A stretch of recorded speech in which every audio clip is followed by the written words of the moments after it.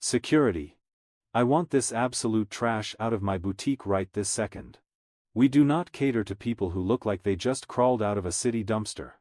Oh, look at this fake piece of plastic. You really thought you could come in here, wearing those filthy sweatpants, and hand me a fake black card? Let me show you exactly where this belongs. Right under my shoe. Now get out. Before I have you arrested for trespassing. Hold on. Let's freeze this exact moment. Look at the woman in the designer suit, grinding her expensive heel into a credit card. And look at the young woman in the simple sportswear, just standing there in absolute silence. If you walked past this luxury boutique in Beverly Hills right now, you would probably think you knew exactly what was going on. You would think a homeless beggar had wandered into the wrong neighborhood. You would think the elite manager was just protecting her high-end establishment. But you would be completely, spectacularly wrong. Because the young woman in the sweatpants isn't a beggar. Her name is Maya. And she didn't inherit a massive trust fund. She didn't grow up with silver spoons, country clubs, or summer homes in the Hamptons. She grew up watching her mother scrub floors and work double shifts just to keep the lights on. But Maya had something those rich kids never had. She had an unstoppable, magnetic energy. She was a fiercely fast learner who absolutely refused to be intimidated by anyone or anything. While the elite were out partying, Maya was locked in her tiny bedroom, obsessively learning about MMOs, building YouTube channels, and teaching herself how to code complex algorithms. She failed over and over again. But she never feared failure. She embraced it. She had a relentless, positive mindset geared entirely toward true financial freedom. And that grit paid off. She quietly built a multi-billion-dollar tech empire entirely from scratch. She became the kind of person who could buy and sell this entire block before her morning coffee. But Maya never cared about flashing her wealth. She didn't need a $10,000 jacket to know her own worth. She valued action, not appearances. And today, she only had one simple mission on her mind. Today was her mother's 60th birthday. For decades, her mother had stared longingly at magazine cutouts of one specific, incredibly rare designer handbag. It was a silly, distant dream for a woman whose hands were permanently calloused from hard labor. But Maya had promised herself that one day, she would put that exact bag in her mother's hands. So, she took a rare morning off. She threw on her most comfortable, worn-in sportswear. She drove her modest sedan into the glittering, superficial heart of Beverly Hills. She walked past the rows of parked Lamborghinis and Ferraris. She pushed open the heavy, gold-trimmed glass doors of the most exclusive flagship store on the West Coast. She just wanted to buy a gift. A beautiful, well-deserved gift for the woman who sacrificed everything for her. But the moment her sneakers touched that pristine marble floor, the atmosphere in the room completely shifted. It was like all the oxygen was suddenly sucked out of the space. The soft classical music playing in the background suddenly felt mocking. Every sales associate in the room stopped what they were doing. They didn't greet her. They didn't offer her a glass of champagne like they did for the women dripping in diamonds. Instead, their eyes narrowed. Their postures stiffened. They looked at her as if a walking disease had just contaminated their sacred, high-class sanctuary. Have you ever walked into a high-end place and felt those burning, judgmental stares piercing right through you? Have you ever been treated like you were invisible, or worse, like you were a criminal, just because of the clothes on your back? Drop a yes in the comments down below if you know exactly how infuriating and humiliating that feels. And make sure you hit that subscribe button right now to see how this brilliant underdog teaches these arrogant elitists a lesson they will never, ever forget. Because what happens next is going to make your blood boil. Maya ignored the hostile glares. She had a clear goal, and she never let small-minded people distract her. She walked straight toward the VIP display case in the center of the room. There it was. The exact handbag her mother had dreamed of for 30 years. It was sitting on a velvet pedestal, illuminated by a perfectly angled spotlight. Maya smiled, her heart warming at the thought of her mother's reaction. She leaned in slightly to admire the craftsmanship. She didn't even touch the glass. But before she could even take a full breath, a sharp, venomous voice cut through the quiet store. "Excuse me. Can I help you find the exit?" Maya turned around. Standing there was Victoria, the regional manager. Victoria was draped in an immaculate white designer blazer, her neck heavy with gold jewelry, her lips curled into a sneer of pure disgust. She was looking Maya up and down, visually dissecting her worn-out hoodie, her faded leggings, and her scuffed running shoes. Victoria didn't see a human being. She saw a pest, a smudge of dirt on her perfect, elite canvas. I said, "Can I help you find the door? Because this section is strictly reserved for serious clients only. We don't offer public restrooms, and we certainly don't hand out free samples." Maya kept her expression completely calm. She didn't raise her voice. She simply pointed at the bag and spoke with quiet confidence. "I'm actually here to buy that handbag. The limited edition one on the pedestal. Could you have someone box it up for me, please?"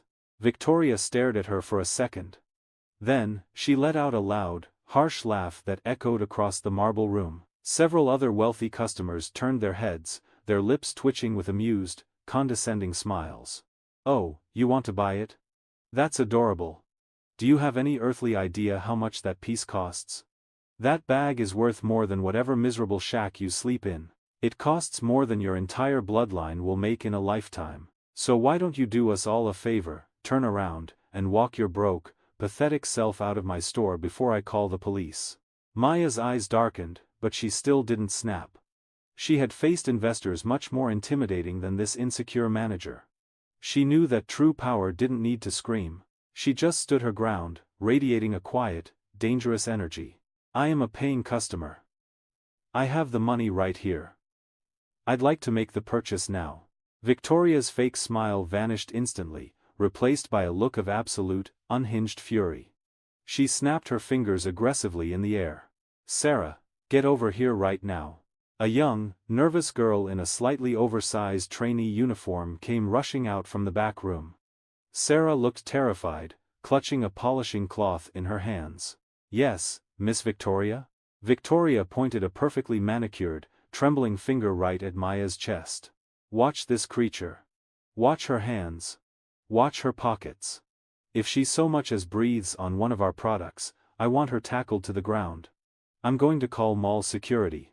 I am sick and tired of these low-class thugs coming into my store and thinking they belong in the same room as civilized people." Victoria spun around on her expensive heels and stormed toward the front desk, picking up the phone. The rest of the staff just watched, arms crossed, smirking at the show.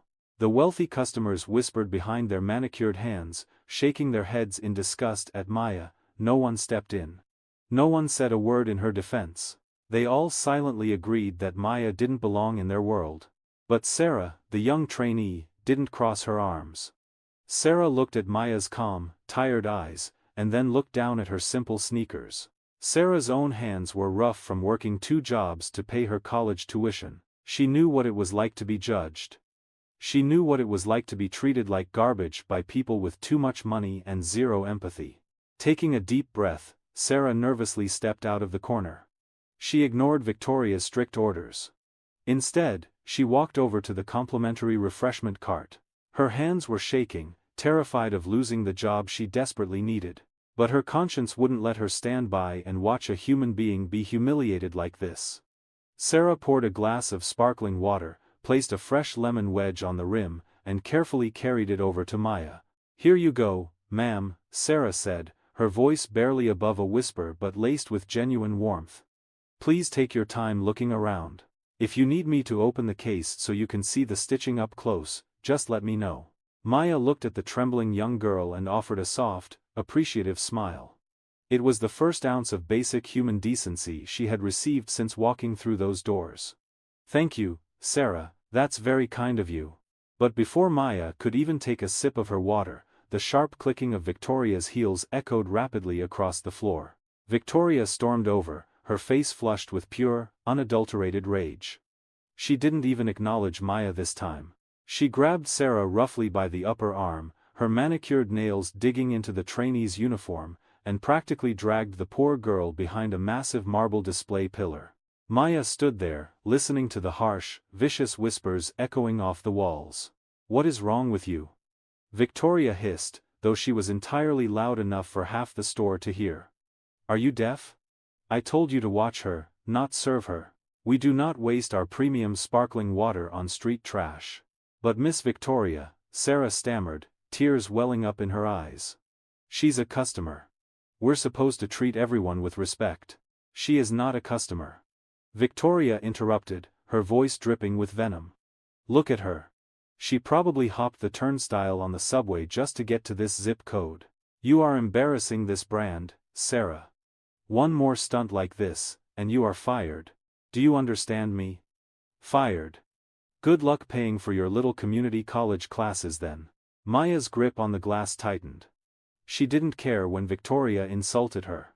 Maya had thick skin. But watching this arrogant, power-hungry manager bully a young, hardworking girl who was just trying to do the right thing, that was where Maya drew the line. Let me ask you something. If you were standing in Maya's shoes right now, what would you do? Would you swallow your pride and just walk away to avoid making a huge scene, or would you stand your ground and fight back? Drop a comment down below with how you would handle this exact situation. Maya set her glass down on a nearby table with a firm, deliberate thud. She walked straight around the pillar, cutting Victoria off before she could verbally abuse Sarah any further. I'll take the bag, Maya said. Her voice wasn't loud, but it carried a weight, an undeniable authority that made a few of the wealthy onlookers stop their gossiping and turn to watch. I want the limited edition piece in the center display, Maya continued, reaching into the pocket of her sweatpants. And I would like Sarah to process the commission. She has been incredibly helpful. Victoria froze. She looked from Maya to Sarah, and then let out a scoff of utter disbelief. You want to buy it? Victoria mocked, stepping closer to Maya, invading her personal space to try and intimidate her. That handbag is $85,000. Plus tax. Are you going to pay in pennies, or did you plan on doing some favors in the back alley to cover the balance? Maya didn't blink. She calmly pulled her hand out of her pocket and extended 2 fingers. Held between them was a heavy, matte black metal card. It had no numbers on the front, no expiration date, just a sleek embedded chip and a single, discreet logo of the most exclusive wealth management bank in the world. It was an invite-only card. A card that meant there was absolutely no spending limit. Victoria snatched the card out of Maya's hand. She stared at it for a second, and instead of recognizing it for what it was, her twisted, prejudiced mind immediately jumped to the worst possible conclusion. Oh, I see, Victoria sneered, her voice now rising to a full shout, making a public spectacle of the situation. A fake black card. Or worse, a stolen one. You really thought you could waltz in here, looking like a thug, and commit credit card fraud in my boutique? Run it, Maya challenged, her eyes locking onto Victoria's. Run the card. You'll see exactly whose name is on the account. But Victoria was too far gone. Her ego couldn't handle the idea that a woman like Maya could possibly be above her in any way, shape, or form. I am not running stolen property through my system. Victoria screamed. And then, she did the unthinkable. Victoria threw the heavy metal card onto the hard marble floor. It hit the ground with a sharp, metallic clink. Then, she lifted her $600 designer stiletto and slammed her heel directly onto the card, grinding it into the stone. Security! Victoria yelled, waving frantically at the 2 large guards standing by the entrance. I want this absolute trash out of my boutique right this second. We do not cater to people who look like they just crawled out of a city dumpster. The 2 massive security guards immediately started marching toward Maya, their hands reaching for their radios. The wealthy customers stepped back, some pulling out their phones to record the crazy street person getting kicked out. Sarah was openly crying, covering her mouth in horror. But Maya? Maya just smiled. It wasn't a happy smile. It was the icy, calculated smile of a predator who had just watched her prey walk blindly into a trap. She slowly reached into her pocket again, but this time, she didn't pull out a wallet. She pulled out her cell phone. In just about 60 seconds, this arrogant, hateful manager is going to regret every single word she just spat out. She is about to experience a level of humiliation so deep, she will wish the marble floor would just swallow her whole. What do you think Maya is about to do with that phone? Make sure you hit that subscribe button right now and stay tuned, because you do not want to miss the most satisfying payback you will ever witness. Maya didn't flinch as the security guards closed in. She casually dialed a 3-digit extension on her phone. It was an internal corporate override code. "Yes, this is Maya," she said calmly into the receiver, ignoring the heavy hands of the guards reaching for her. "I'm currently standing inside the Beverly Hills flagship store. We seem to have a severe management issue on the floor. I need you down here. Now." Victoria burst into another fit of hysterical, mocking laughter. She literally had to wipe a fake tear from her eye. "Oh, this is rich." Victoria cackled, looking around at the wealthy customers for validation. "Who on earth did you just call? Your probation officer? Your imaginary lawyer?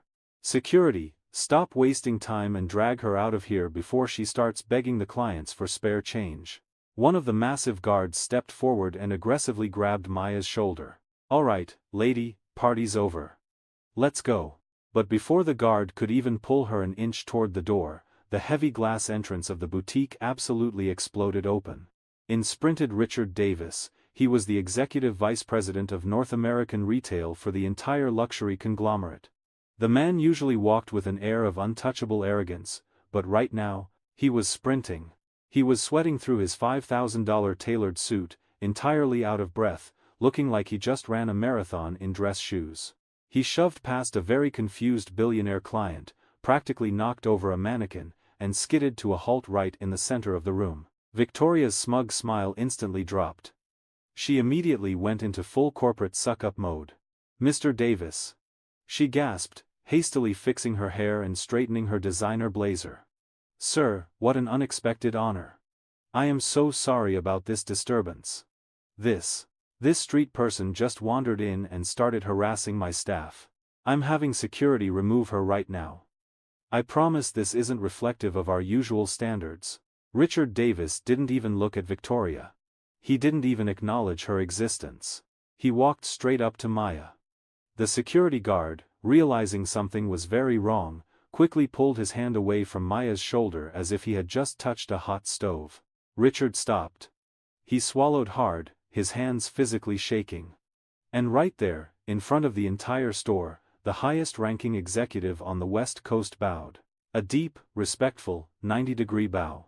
"Miss Maya," Richard stammered, his voice cracking with pure panic, I cannot apologize enough.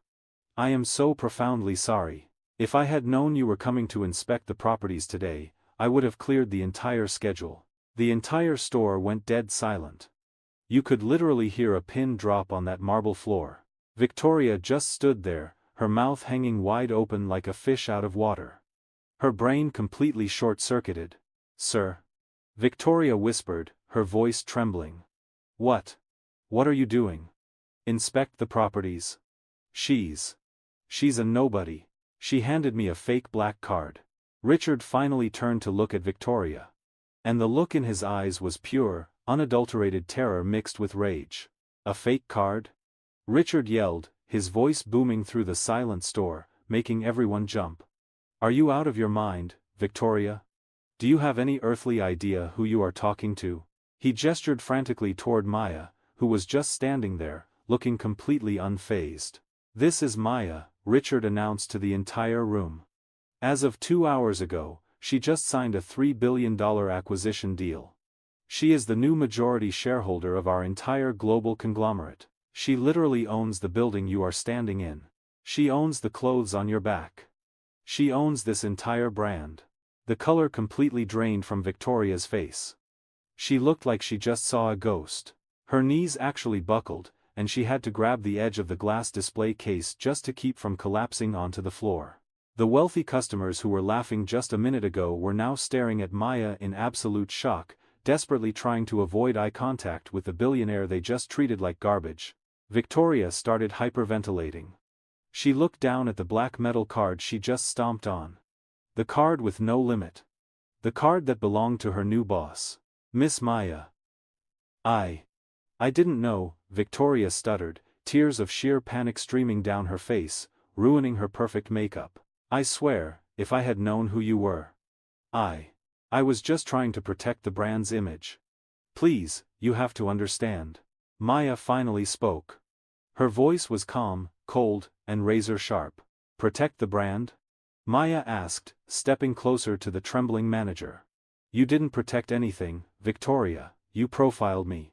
You took one look at my clothes and you decided my worth as a human being. And worse, you punished your own employee for showing basic human decency. Maya glanced over at Sarah, who was still standing behind the pillar, completely speechless. You see, Maya continued, turning her gaze back to Victoria, true luxury isn't about the price tag on a bag. It's about how you treat people. In the United States, the Civil Rights Act strictly prohibits discrimination in places of public accommodation based on race, color, or background. You didn't just violate company policy today, Victoria. You violated basic human rights. Victoria was full-on sobbing now, wiping her face frantically. Please, she begged, clasping her hands together. I've worked here for 10 years. This job is my entire life. I'll do anything. You're right, Maya said softly. You did work here. But as of this exact second, you're fired. Mr. Davis, I want her escorted off the premises immediately. She doesn't get to pack her desk. And I want her permanently blacklisted from every single retail brand under our corporate umbrella. Richard nodded aggressively. Done. Consider it done, Miss Maya. The security guards, the exact same ones Victoria had just ordered to throw Maya out, now stepped forward and grabbed Victoria by the arms. She screamed and cried, fighting against them, but it was no use. They dragged the disgraced, arrogant manager out of her own store, right past the wealthy clients, throwing her out onto the sidewalk just like the trash she thought Maya was. The store was quiet again. Maya picked up her black card from the floor, wiped it off on her hoodie, and walked over to the trainee. Sarah was shaking like a leaf, staring at Maya with wide, terrified eyes. Sarah, Maya said gently, her warm smile returning. I believe I asked you to ring up a handbag for me. Yes, ma'am. Sarah stuttered, rushing to the register. Right away, ma'am. And Sarah? Maya added, leaning against the counter.